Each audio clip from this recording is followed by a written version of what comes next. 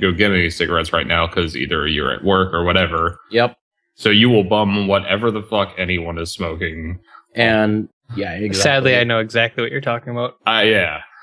It's like you smoke like fucking Marlboro Bold, super not light, heavy, give you cancer in 3 drags. Fuck it, I need a cigarette. Yeah, usually it's like Why do every you time smoke cowboy cigs? Fuck it, I don't care. Give me that. No, it's pretty much like what I had, because normally I was a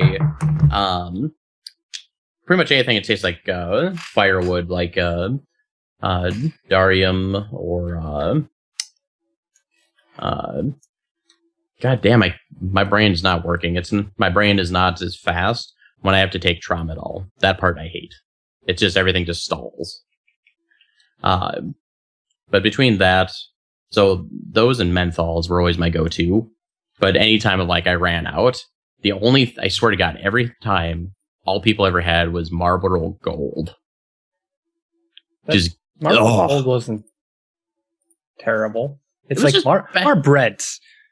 Marbreds have like a certain harshness where you're just like, okay, I know this sucks, but it's satisfying in the okay. It's something. Yeah, it's something. Yeah. Marb Gold is just kind of, it's just disappointing in every way. It doesn't excel in anything. It's just bad.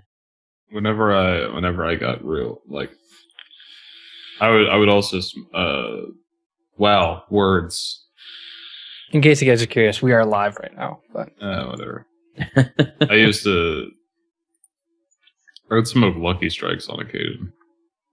And those Lucky are what we call, Strikes. those are like the drunk smoke. my go-to is always like Camel 99s. Oh, wow. I remember those.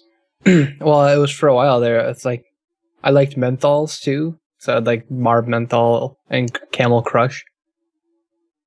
Yeah, when the Crushes came out, though, that was kind of nice. The best things, and what really sucked is that they got rid of them were like the Camel Exotics. Exotics. They came in the metal tin. Mm. But they had one that was like a chocolate menthol, and it tasted like you were smoking like one of those Andes mints. I would be down with that. I like Andy's mints a lot, so yeah, they got rid of them though. Which I mean, yeah, I'm not surprised. Yeah, because same thing with the Dejarum Blacks. They're still around. Except they changed it. Can't really get them. They changed it. You can get them, but they're now cigarillos, so they actually now have to use a thicker wrapping, and it's screwed with the taste. And, I was so pissed when that happened. Legislation in Minnesota, they're like Dejarum cigarettes are banned here in Minnesota. Yeah, well, you can have them, you can't sell them here, so you can like import them if you want. Yeah, like you have to order them from, like most people just order from like North Dakota or something because they're super cheap. I used to go to there was a tobacco place down from where we used to live, and whenever I wanted to get some Dejarums for some reason, I would go down there. And one day I showed up. It's like, yeah, man, we don't have these anymore, but we have the cigar kind. I'm like, I guess I'll try it. Not the same at all. It was not the same, and they also burned for so damn long. Mm-hmm. Like that was the one thing I liked. Like you couldn't smoke break those. Well, like just the cigarette kind already burned long enough, but freaking the cigars, they took forever because you couldn't do a smoke break with them anymore. It was like putting out half a freaking cigarette now. And just for anyone who's tuning in and watching, we're kind of talking our precursors to, between me and Zach, picking up vaping and quitting smoking. This is all of our previous smoking endeavors. And Mitch, you were a previous smoker too. Mm-hmm. But you were fortunate enough just to be able to quit, and that's awesome. But we're just having some fun memories of the wacky tobacco. Oh, no. That's Nope. We don't need to share those memories, Matt. There's a time for everything, Stan. It's called college. I don't have any of those memories. I have no clue what you're talking about. How much? Probably because you did too much. Smoke? You did too much, Zach. That's the problem. Mitch, what were we planning on talking about today? I don't know. Cody had mentioned that we should talk about eSports. Esports, huh? Yep. Yeah, like specifically the ESPN esports, or just esports and. Well, that's part of the news for esports, and I mean, I think that that could be a good topic for us to talk about. I don't know how familiar you guys are with the esports scene. I don't know. You guys like fighting stuff? Well, it's hard to say. I've only followed it religiously.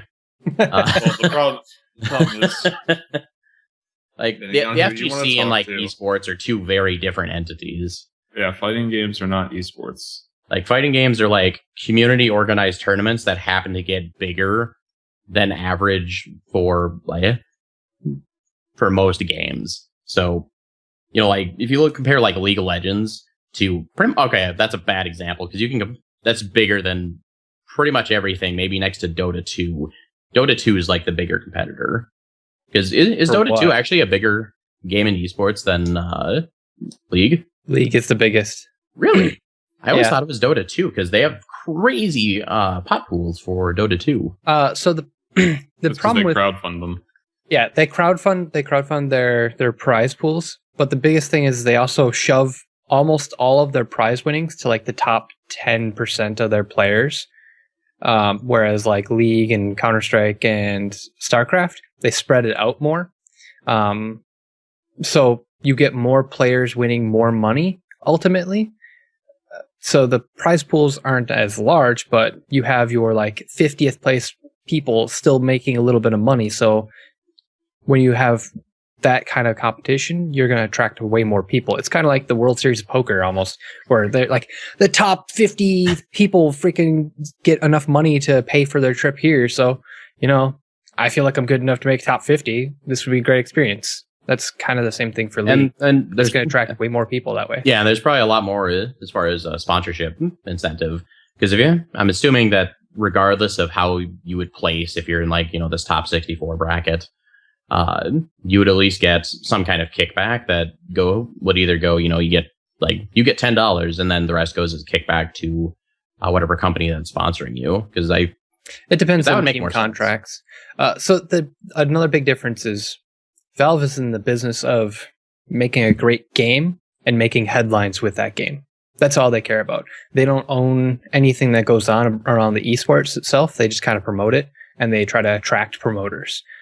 Whereas Riot is doing the opposite. They want to do the NFL of esports. They want to own the whole thing from the top down. They want to own the promotion. They want to own the teams, the players, the coaches, everything. So in order to accomplish that, they have smaller prize pools, but all of that extra money that they're making, they actually pay the players. Like Riot Games gives the players a salary.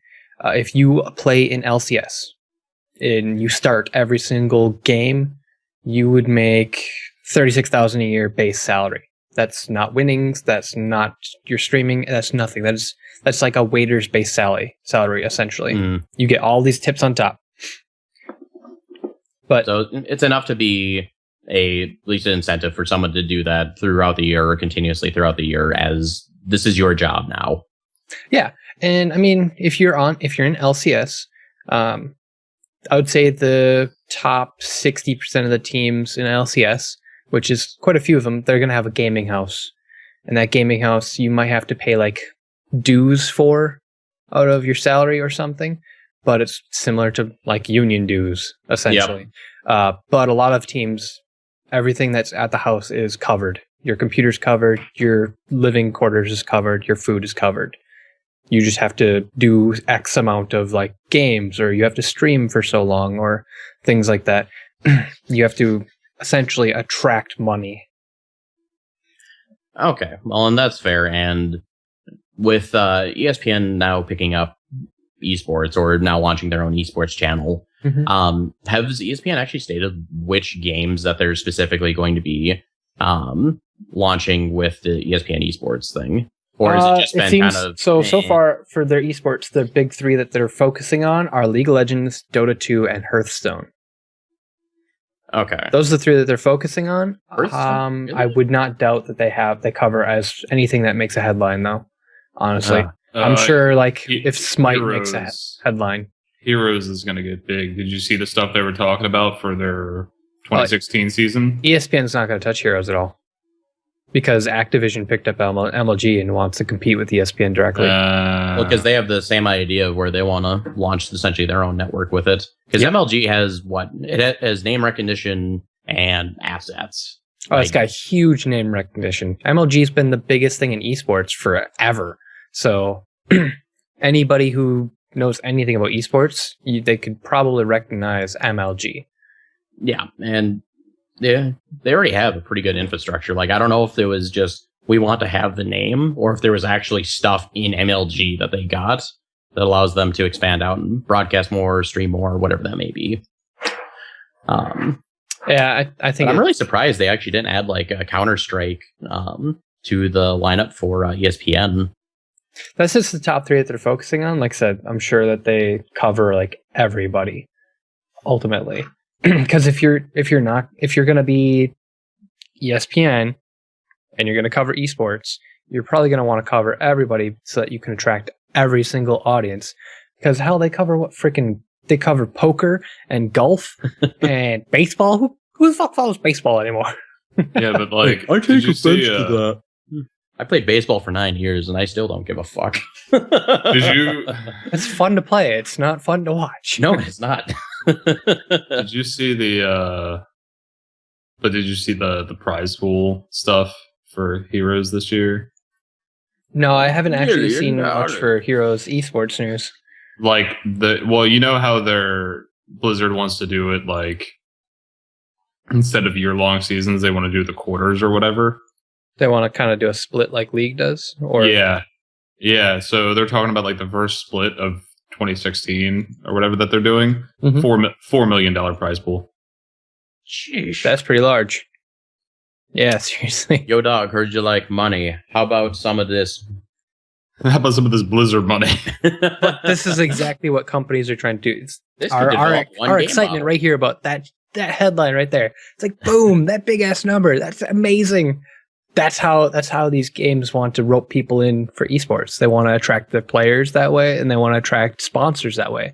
Because I mean, honestly, if I'm a sponsor and I'm gonna go sponsor an esports like game of any kind, it's like, well, the people who are throwing more money at the players, I'm gonna go sponsor them because that means I don't need to throw as much money out there.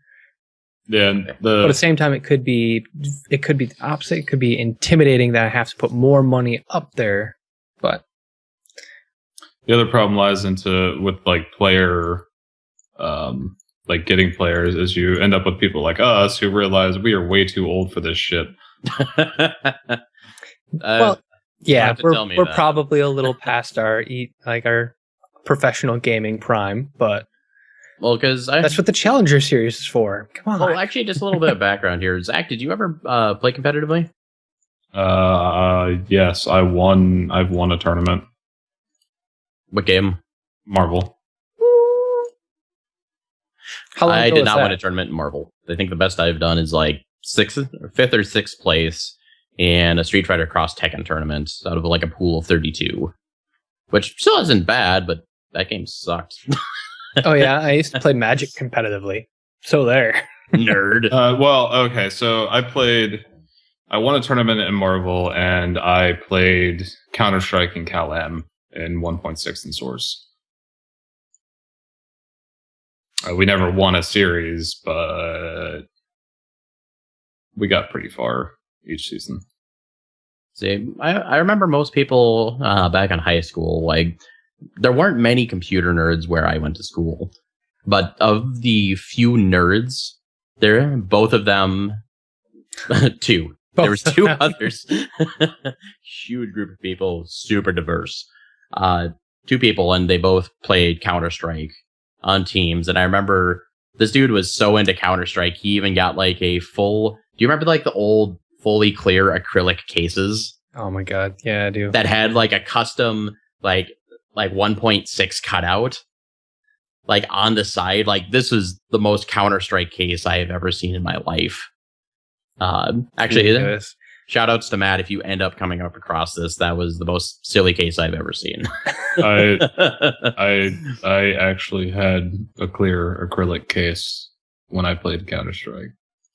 But did it have the Counter-Strike cutout on the side? No, it did not. See, then you weren't a true Counter-Strike player. Sorry. Get out of here. See, whenever I think of like hardcore Counter-Strike player, this is exactly what I imagine in esports.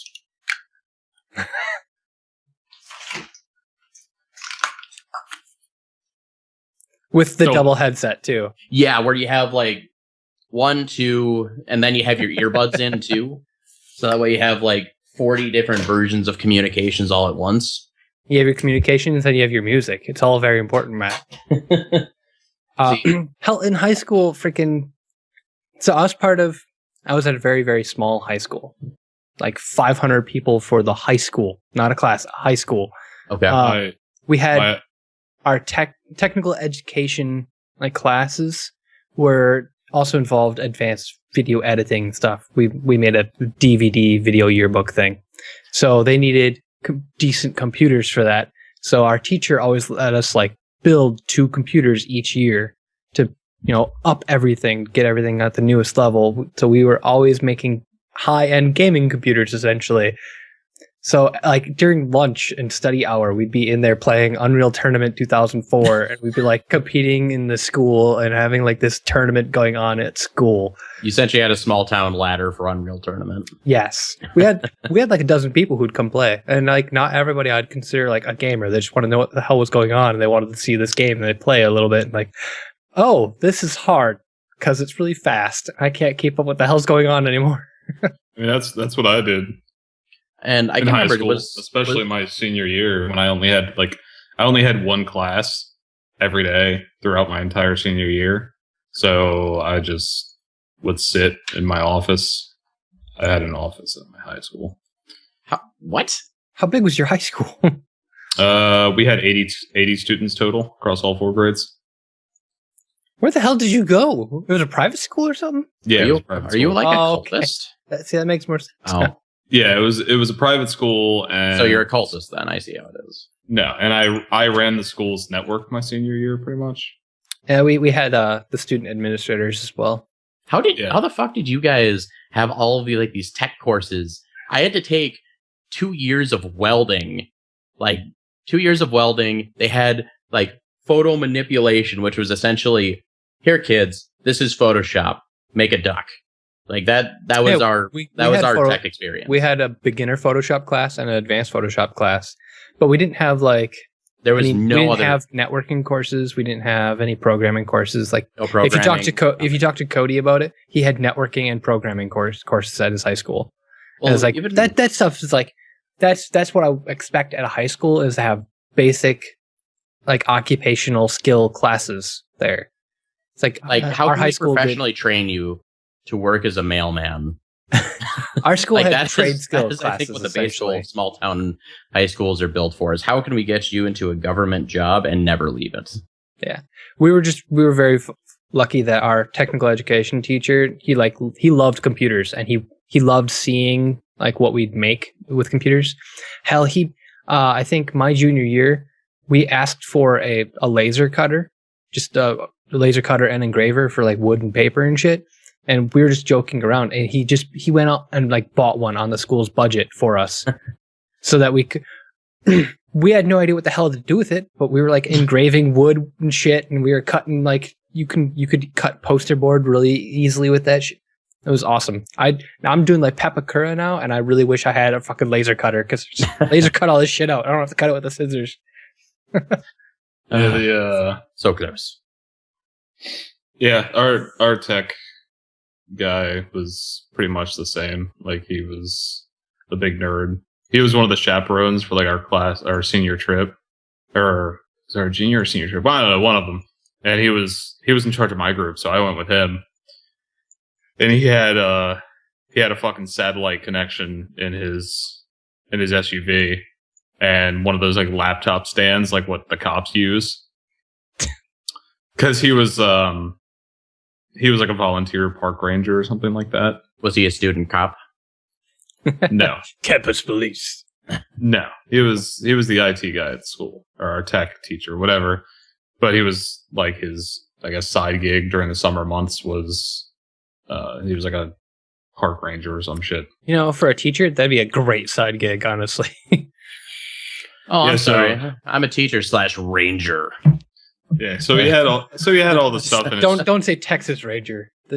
What? No. Yeah, so Professor he- Walker.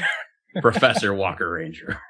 Yeah, so he had all the stuff in his SUV for like satellite internet and stuff like that. So I got shotgun on the ride to the campground we were going to for our trip, and definitely just sat there playing Unreal Tournament the entire way. Oh my Like, god. Legit. Corgis. Yeah, the corgis say hi in the way of like they just sit there, fight, and growl. Corgis Unleashed. Dude, that would be such. I just had a fantastic idea for like a on rail Wii game. Corgis Unleashed would be perfect, and all it is just it's imagine like Temple Run, except it's just corgis jumping in a line. But after you jump over each one, another corgi is added, so you have to keep retiming the jumps. Corgi Unleashed. I think we have Mitch. We're going into production. Corgi, yeah, but except Corgis Unleashed was an old Blizzard joke. Was it really? Yeah. They made Well, like are you gonna like fill me in, or is Please like, fill us in. they made like a fake expansion, or they made like a fake expansion announcement, or someone. It was either someone at MMO Champion or Blizzard made a fake expansion announcement, and it was like World of Warcraft Corgis Unleashed. Oh my god, this is a thing. And then they ran with it, and they started hiding, and that's how the corgi pet came to be in WoW, was because of that joke. And Holy like crap. they would hide stuff in the files for data miners. This they is e- fairly recent too. Yeah, they even patented it. They did a World of people- Warcraft Corgis Unleashed was rumored to be the next expansion after Mists of Pandaria. Well, Miss Pandaria Yep. did indicate it was going in a very certain direction. Like, I'm really surprised there wasn't a Kung Fu Panda cameo made in Miss Pandaria. Holy crap. They should have totally done this. These corgis are awesome. Should have Battle Corgi. A Borgie, a Cyborgie. You could play as a corgi, Matt. In World of Warcraft, you could have played as a corgi if this would have came true. Man, That if would've only got I me hadn't back. quit that game 9 years ago. Like, I played that, I gave it a solid chance for 1 year and just, no. My addiction only ended like 5 years ago. Just like all of our other addictions. My addiction ended a while ago, but I still play. Yeah, your addiction ended so long ago. Well, no, I What night is your raid night, Zach? technically none right now. Technically. If you ever have to add technically, that's a sign that you may or may not still be in the World of You Warcraft. may or may not be an addict. No, I'm not actually addicted. The only reason I play is because I have friends that still play. If they were to quit, then I would not play anymore. Every time I hear those ringtones, I swear to God, I know it is you, and I associate Resident Evil with Zach's phone. Is that a bad thing? I don't know. It's just weird because, like, I was watching a speed run of Resident Evil, and I could hear the music in the background, and the first thought was Zach's phone, like before anything else. So you've now changed my association of the Resident Evil music. Congratulations. Okay, so I'm horribly off topic, but that was a fun little digression. Yeah, anyways, eSports. Esports, yeah. I'm competing in Corgis Unleashed this year. Shit, yeah. I'm a freaking arena corgi warrior. Get this on ESPN. And This could be followed right after the Puppy Bowl. What's gonna happen? We have the Puppy Bowl, and then we're gonna have the Corgi Arena. the eSports Puppy Bowl. Now we're getting somewhere. It'll be Corgis Unleashed, and then some kind of game with just armor mods that just make you look like one giant hulked out corgi. Oh God, Do you have any idea how awesome that would corgi be? on steroids. Well, you could even just like maybe mod out the character models in Counter-Strike so that way it just looks like a tactical corgi. I don't know. I think we're going places. Techno. All right. So ESPN Esports is coming out. It's already out. Is it already out? ESPN already has esports. I don't know Okay, if they have the I'm going to the Google channel this. up yet or whatever they're going to do for it. Whether it's going to be a show on like ESPN2 or something. but they have their website for it already. It's already an esports news aggregate. Damn. Wow, I feel behind on things. Okay, so beyond all that, Activision, they now own... Well, Activision they own MLG. Own MLG. They did purchase that. They acquired it $46 million. Which is cheap on the grand scheme of, like, acquiring a company. Again, like you mentioned before, like MLG, what do they actually have for assets and infrastructure? I mean, I'd say most of that is kind of like, you know, buying Facebook or something at this point. It's like you're just buying the value of the company. You're not actually paying for, like, you're buying a name. You're not buying any physical assets. You're buying, okay, I guess, maybe code. I don't know.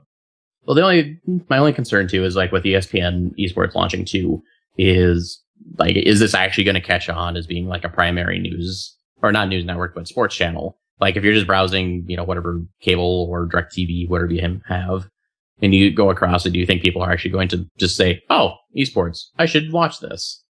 Because it would be kind of sick to just, like, go into a bar, sit down, and they have, you know, either like League or something else going up on the TV. That day will come when bars either start doing internet streaming TV, or freaking esports ends up on an ESPN, you know, channel. That's all that really matters. They just need to launch ESPN 8 the Ocho. They launch the Ocho, it'll play nonstop. If no one is subscribed to the ESPN 8 the Ocho, or just the Ocho on Reddit, it is so worth it, because that's where you get all of your fantastic, like, lawnmower racing and other bullshit. Okay, so freaking the League of Legends has been highly entertaining this year too. So there's you can do a fantasy league for League of Legends, just like that you can do fantasy drafting and football and baseball and stuff. So Fantasy League. Yep. Fantasy League squared. I don't know how to advertise this. It's just Fantasy League. That's all you have to worry about, Matt. Fantasy League of Legends. Bum bum bum bum bum bum bum bum. I was gonna say it will make for a very fantastic mobile game. Just the name League of Legends sounds like a really bad mobile card game. Seriously, right? Like, how back in the day when League of Legends launched, it's like, wait, what? That's a terrible name, but okay, all right. I got nothing. But yeah, as far as esports concerned, I don't know if there's a whole lot else to really speak to it other than, really? They're doing that? Bananas. I don't know. I like watching esports. Like, so team games are entertaining me. It's like watching Hearthstone. That is not entertaining in the slightest. But like Dota 2, Heroes of the Storm, League of Legends, Halo now and then. Those are entertaining to watch games because there's a team mechanic going on, and yeah, there are moments where it's all about your mechanics and how good of a player you are, and then suddenly it's like chaos and action going on, and it's suddenly no longer how great of a player you are, but how well you can work as a team. How to not die. That's a lot of pro play is super defensive while still trying to kill people. Yeah, I tried to catch as much as I could of Frosty Faustings this past weekend. But unfortunately, I only caught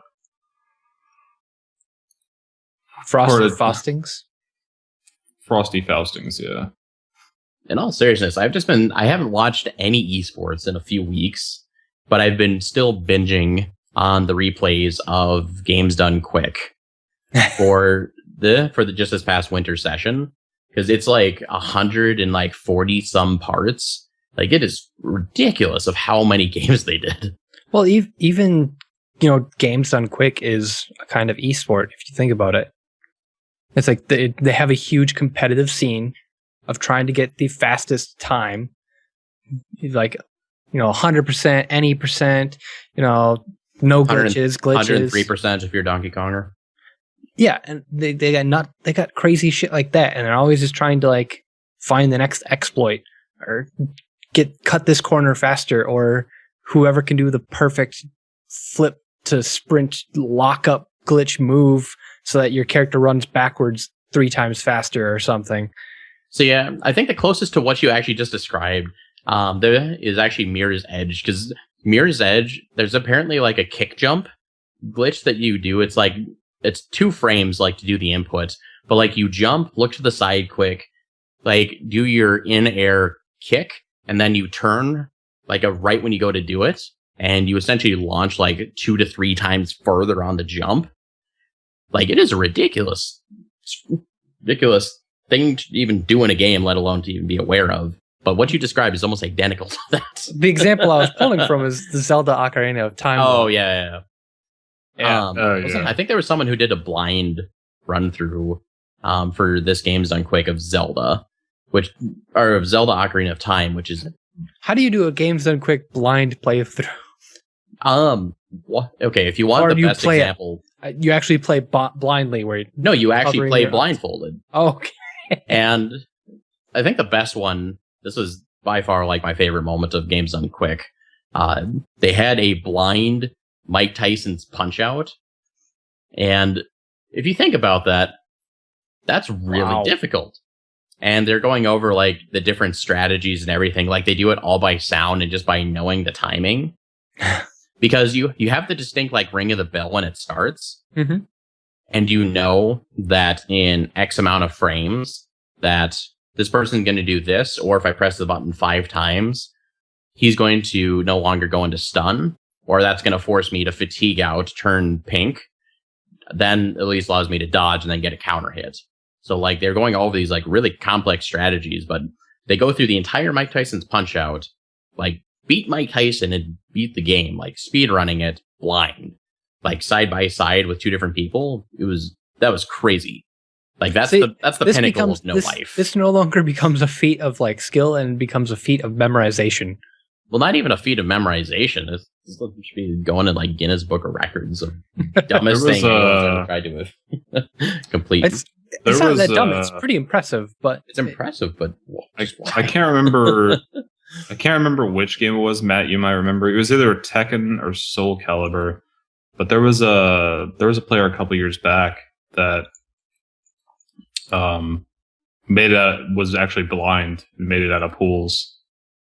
I thought it was a Mortal Kombat player. Maybe it was Mortal Kombat. Because I swear to God, I remember hearing there was a really good Mortal Kombat or a blind Mortal Kombat player. Because Mortal Kombat, like, it's not as space. There's not like a ton of zoning that goes into it. Like, you don't see much for zoning in it was for not Mortal Kombat X, but MK9. I'm actually gonna Google this right now. Blind Mortal Kombat competitive player. Man, I'm great at Googling. Yeah, blind player. Hack. Yeah, this is crazy. Yeah, blind player competes at Evolution. And let's see. Yeah, he actually reached the finals in his pool at Evo that year.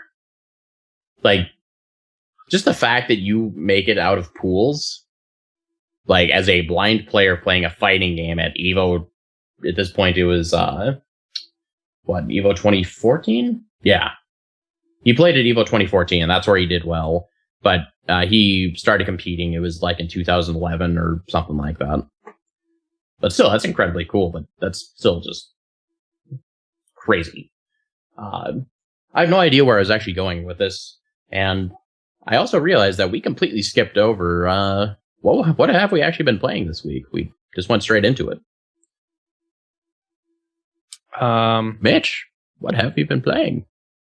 What have you been playing? I've been playing a lot of League of Legends, honestly, because I've been watching all of the LCS so far. I think I've only missed like maybe a handful of the matches, but this year I've resolved myself to I'm going to jump full headfirst into LCS craziness. I'm going to watch as much as I can. I'm going to partake in freaking fantasy leagues. I'm going to play as much as possible. I want to try to get platinum this year. That's like goals for League. Craziness. I thought about that and then realized it wasn't going to happen. So yeah. So you're just bringing the whole mood down, Zach. You could try. Well, big thing is, how do you find time to do like multiple like 30-minute ish matches like throughout the day. Just play a game or two a night. That's it. You don't have to play more than that.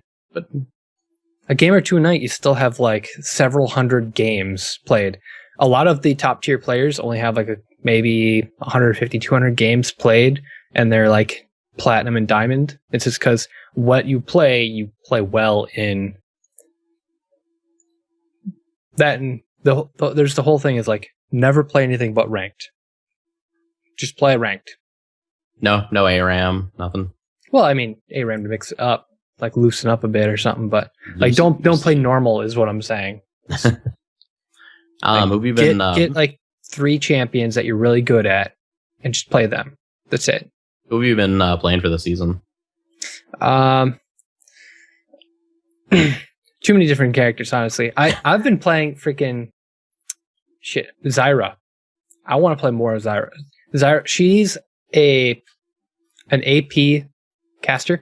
She started her like life as a champion off as a support. Like she does mostly support play now, and she's mostly ability power based. She basically summons plants, can snare people, and has a really nice ultimate that can knock people up. She pairs well with Yasuo in that because of that knockup. But she's a really strong support because she can harass a lot. But she's got practically no survivability. Her abilities do have really high scaling though too, so like she's actually a pretty decent mid pick. There's just too many champions who can out mobility her, I guess, because she has no extra mobility. She can snare, that's it, and her snare is actually pretty dodgeable. So I mean, if you're against somebody who can move, your desire is going to be shut down. However, I've also found she's really fun to play in the jungle. So I've got like 3 different positions I can play Zyra. So you can actually run jungle with her then. Yeah, because you have plants that you can summon and they can tank all your damage. So like the first 2 camps, you're going to take some damage, but after that, you got plants up the wazoo. So essentially, you're not just going to take playing any fucking damage. the legal edge versions of Plants vs Zombies.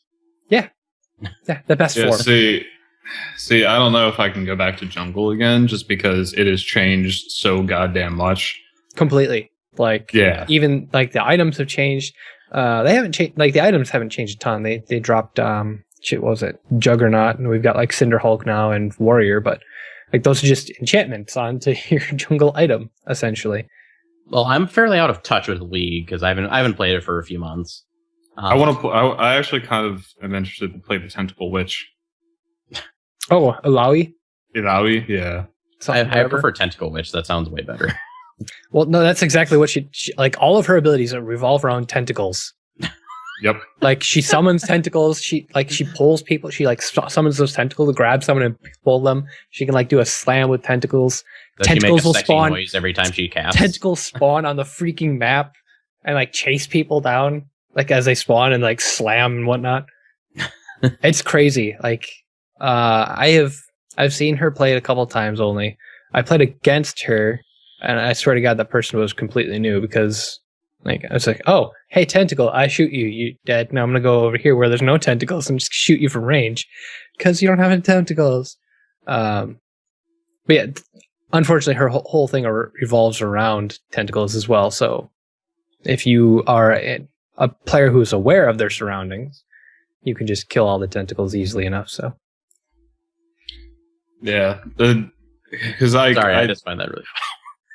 The only champions I was really good with. She's a Kraken priestess, man. Come on. Kraken priestess. I was thinking more of Day of the Tentacle. Special attack where a pair of glasses falls down and everything explodes. The only, and I don't even know if I can play Yasuo anymore, but he was my... Yasuo hasn't changed. His items have a little bit, but only a little bit. I can't remember. Did he get any more health nerfs? Yasuo? Yeah, because I remember he's already pretty squishy. Yeah, he's supposed to be pretty squishy. Yeah, he's got that freaking wind wall, which is insane defense right there. He's a glass cannon. That's how he's meant to be. And I was fine with that because towards end game, if I lucked out and snowballed, I could 5v1 teams easy. Yeah, he is disgusting. I never liked every time I would like go in, and because I'm usually playing bottom lane because I suck and I can't do much else. But every time I get killed, I swear to God. Bottom lane requires the most mechanics. Yeah, thank you. Yeah, so I think the only characters I It's can usually remember how to play are like Yasuo, Renekton, and Nasus. I think Nasus is one of the easiest champions to play, and because that he's Yeah. pretty goddamn awesome. Well, between him and Garen, because I think Garen also Garen's is, pretty easy to play. yeah. I hate Garen. I only say that they're easy to play because they have a lot of survivability and they can ultimately do a lot of damage. See, I wouldn't put Nasus in the easy to play thing just because to play him effectively, you have to know how to last hit the Q. Which becomes exponentially easier as you go through the game. Yes. Eventually, it's like, I just cast Q, I eat this minion. I cast Q, I eat this minion. It's not even like you don't have enough to worry about, oh, they're at half health or anything. No, full health, fucking minion dead. That's it. Man, you're making me kind of want to play. But with the next, We should play right after this podcast. If I was We could play not just like a normal, I'll play on my Smurf or something, so I'm like level 19. if I was not going to go to a meetup of 20 to 30 other corgis, then I would happily join you. But unfortunately for me, I'm going to go swarm myself in corgis and just revel in their cuteness. I'm so excited. And let's see. I think we can probably get a few like league matches in maybe sometime this week. That'd be fun. I think I've come to terms with my anger. Because I am unfortunately renowned between the Sharks and Things group's members of I get a little eccentric when I play. You're tilty. I'm not tilty. You're you're tilty. tilty. You're very tilty. Let's just be honest here, Matt. I've reconciled with it. I think it'll be fun. It just means that when you're on a hot streak, you get really excited, and you're on a hot streak. And you end up doing worse. My biggest problem with League, or my biggest, I guess, God, what's the term I'm looking for? No, it's not beef. Like, the hardest thing for me playing League is it's the same way. I mean, Matt, you and I played some rounds of Street Fighter together. You know my play style. Yep. You know what happens when I start guessing right. Things happen. I freight trade people. I go in. If you get like two solid reads or guesses in a row, then it's just done. That's usually how you work. I go in, I destroy. I'm momentum based. So like I have a problem where I tend to get greedy. And that's my biggest problem with League, is I get greedy. It's like they have 5 HP left. All I need to do is touch them. They're near the tower. I can totally get in under the tower, get that last hit, and get out. No. Oh shit, I only had 15 HP. The tower one-shot me before I even got close enough. Damn it. Yeah, that's I almost got that goddamn tornado off to kill him. That describes roughly half of my deaths in League, is because I'm just an idiot. I'm like, it's right there. Yep. No, that is like one of the hard things you have to learn. That's like you have to learn when to give up. Yes, you need to learn when to that I've won enough of a victory here. I need to head back before I die and give them and like ruin my victory essentially. It's like getting into higher levels of play, it's they blew their summoner spell. That freaking like 4 or 5 minute long cooldown spell, if they blew that, that's a victory in my book. If I scared them out of lane so they missed like 5 creep score, that's a victory. It's like I could waste my ultimate and my summoner and I get a kill, victory. It's like the little you have to be more than willing to sacrifice a little bit, but as long as you end up taking more from them in the end, it's a victory. Whether you gain gold out of it or you gain an advantage later. That's all what League is. It's about gaining those little advantages later. Whether it's psychological or actual. Like I said, you make them use their flash. defensively. Or if you make them back. Yeah, make them back. That's awesome. It's like suddenly now I've got nobody pressuring me. I can farm all these goddamn creeps all I want. I don't have to worry about any pressure at all. I don't have to worry about someone like stupid siphoning striking my face as I'm trying to take creep. All right. This is slowly boiling down to Mitch, teach me how to league. So to teach me how to league. Yeah, teach me how to league and then teach me how to Dougie. But other than league, I like playing support with you, man. It's fun because I get to be aggressive as all hell. Yeah, I just and actually is Jen. It's kind of like watching yet? a toddler that's leashed to the parents. Is Jen out yet? Jen? No. Jen, yeah. Oh. Jen. The new AD. We see. All right. He's my favorite Jugles. Yeah, he's like the beautiful. He's like the humpback Notre Dame, essentially. He's handsome Jack. Pretty face. He's got the mask. That's about it.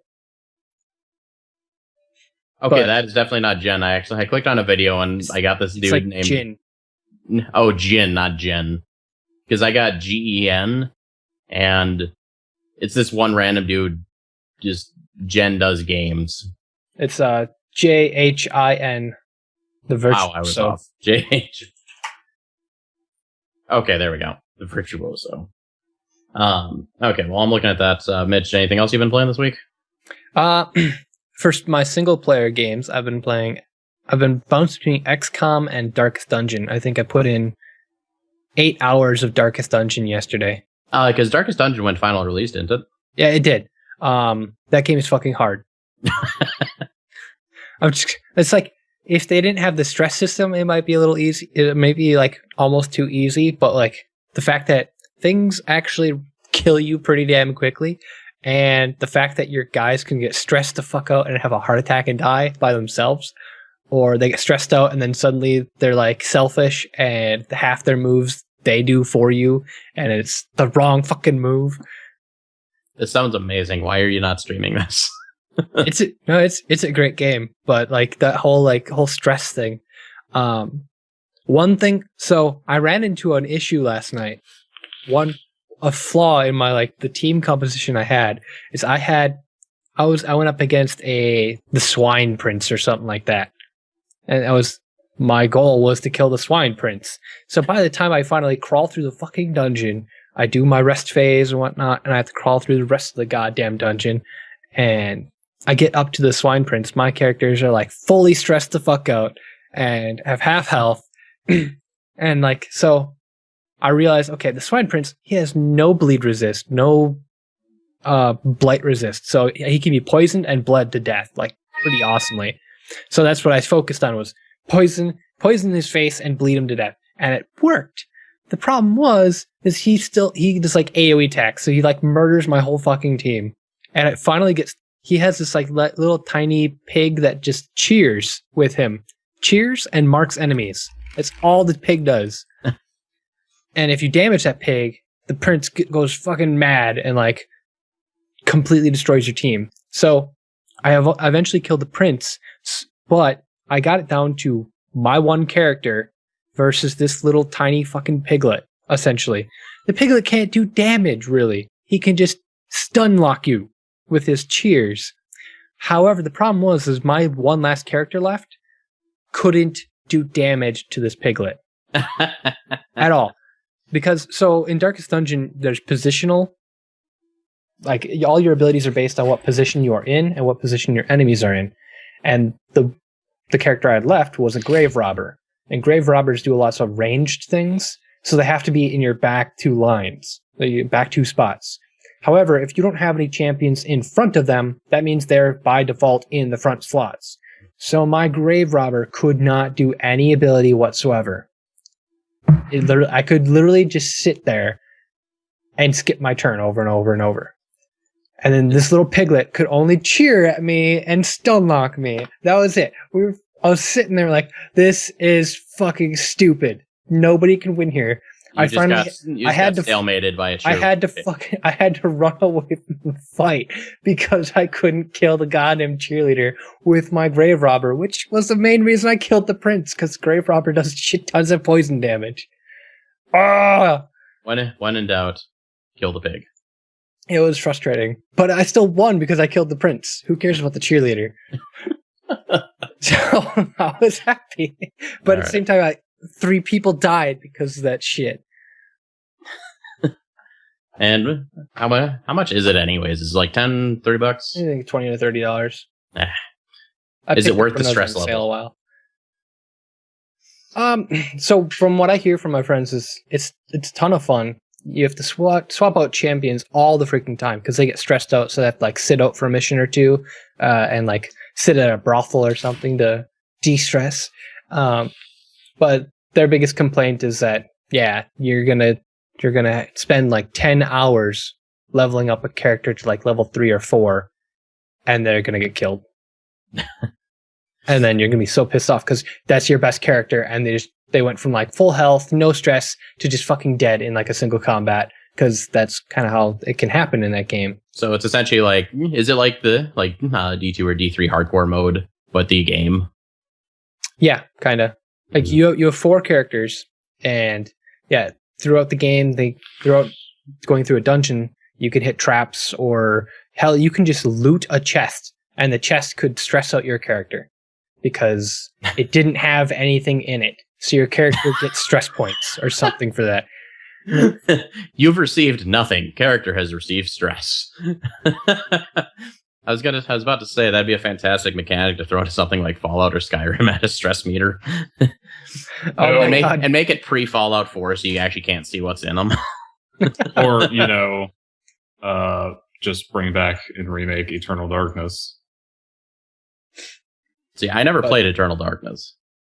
Oh, that game fucked your head so hard. I don't need to be skull fucked here. I really don't need it. Do you know about Eternal Darkness, Mitch? No, I don't. Oh my god. So, Eternal Darkness would do real fucked up shit. Like, it would control your TV inputs. And so there was like a it was like a stress meter, but it was for like, anxiety, being terrified, whatever. And it would legitimately like control your TV inputs. There would be times where you would go to save and it would just say that it errored and delete all your saves, even though it really didn't. Like those viruses that show your Windows folder being deleted. Yes. Yeah, exactly. We're deleting your Windows. Your Win32 important drive is going away. Pay us $40 now and we'll stop. The screen would like flip around and stuff. It would do all kinds of crazy shit. It was terrifying to play at night. Can you imagine playing this game late at night and you're like in a real tense, like scary situation, and suddenly your TV changes inputs over to like basic cable? You're like, but I was just what? I would turn off the console at that point. I'm like, fuck you, get out of my house, get the fuck out. Nope. My console wants me to watch the Oprah channel. This is so much more relaxing. God damn it, Oprah. It'd be better if it could. It'd be hilarious if it could actually auto channel scan and actually report back which network QVC is on, and it always goes to QVC. Well, it was N64, so I don't think it was that advanced. All right. Well, speaking of darkness, Zach, what have you been playing? Darkness. Darkness is your ally. Diablo 3, Season 5. How is the new season? I am Paragon 536 around G-Rift 65. I was about to say, I'm like, do you even GR80, bro? Did you see that GR82 run? Someone did a freaking... did a freaking GR82 run. I'm gonna... Here, let me pull this up and I'll link it to you. There's people in the 90s now. What? Yeah, there's a Demon Hunter build that can go in the 90s. How? That's so much damage. So ridiculous. Oh my god. No. It gets better. It's a melee Demon Hunter build. Oh yeah. Because he has. I've been seeing a lot of those, like, because you can only use very specific weapons for it, right? Yeah. Well, you just throw daggers, right? Yeah, it's the you use Impale, and there's like the Shadow set or whatever makes your Impale do 40,000% bonus damage. Oh, okay, no big deal. Only 40,000 more GG guys. 1,000% more damage. Yeah, I'm playing a Crusader with a Thorns build. Wait, you have not been playing a Barbarian? No. He always plays a Crusader. All the time. This means you stuck to the Crusader, and this is like a moment to be reveled in. I have a barb. Oh, no, I also have a barb. Oh, there we go. Actually, is that what you used when we were doing our quick, tiny little power level last week? Yes. Okay. It was. I made my barb then, and then just finished getting it to 70 later that day. NBD got to 70 in a single day. Whenever. Good shit. So? I got someone to 70 last night in like 45 minutes. Jesus. So Diablo 3. Anything else?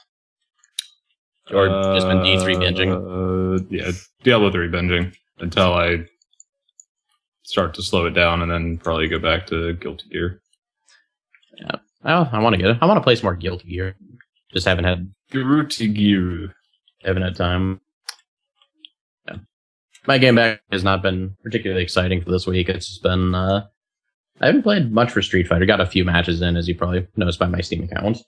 I thought you weren't gonna play much Street Fighter this year, Matt. He's been playing Corgis Unleashed. I've been playing Corgis Unleashed. I'm practicing my speed runs. I try not to, but I made it.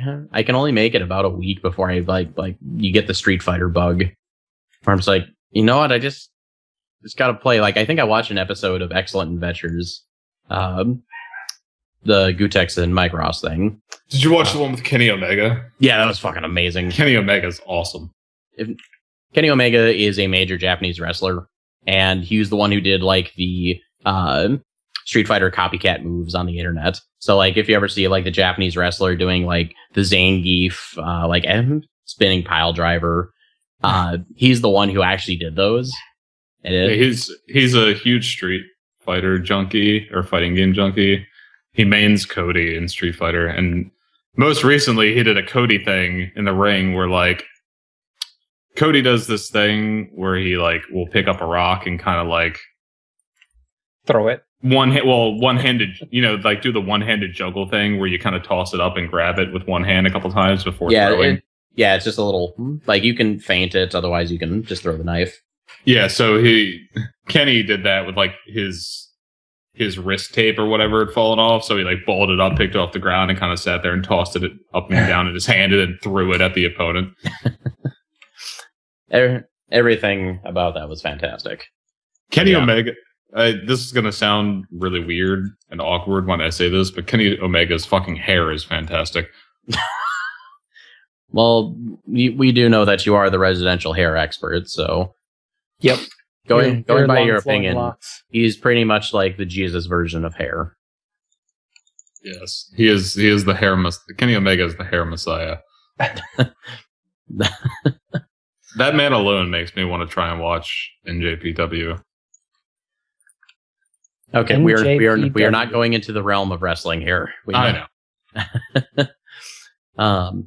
But outside Street Fighter, just kind of random odds and ends. I think I touched The Witcher 3 for a few minutes, then realized I don't really want to play this right now. A little bit more D3. It's been a really, really quiet week of gaming for me. Just too many life events, classes, my body not physically functioning. But outside of that, it's mostly just been Street Fighter because it's convenient and get a couple of rounds in. Oh, and of course, I did finally make it to Platinum tier in Halo 5. That took way too long. I know we were bitching about that earlier. Like, trying to move up a tier in Halo 5 takes a stupid amount of time because not only do you have to get to level 6 of that tier, but you also have to and you can only go up tier by tier. You can't jump up 2 tiers. Yeah, you can't go up from like gold to onyx or diamond. But you can even within a tier, I'm silver 6 right now, and I had to go from silver 1 to 2 to 3 to 4 to 5 to 6. Yeah, and that part sucked because not only do you have to get to 6, but then you have to win 4 or 5 straight matches in order to move up another tier, and then do the same thing all over again to try and get to either diamond or onyx. Yeah. It's very grindy. It's similar to League of Legends the way League of Legends does it, but League of Legends there's more transparency in it, and you can jump up multiple ranks. See, I think it would be nice if Halo actually had an actual meter saying, after you get to your CS6 level for whatever tier you're in, you get qualifying match or tier movement notice, or it just tells you if you win this match, you will go up a tier. Just having some kind of notification, I think would be super helpful. Yeah, just something that's okay, you're now in your placement matches or something for your next tier. It's okay, I'm tilting hardcore right now. I don't want to play during I don't want to be tilted playing my freaking provisionals. So I'm gonna wait until tomorrow to play these. Yeah, and that part sucks. But I feel like they could easily address that in a patch. All you need to do is keep the timer up, and it just says matches required for next tier. Something. Yeah, anything. But yeah, that burned. Zach, don't hit it again. You're going to get all the formaldehydes of 15.4 volts.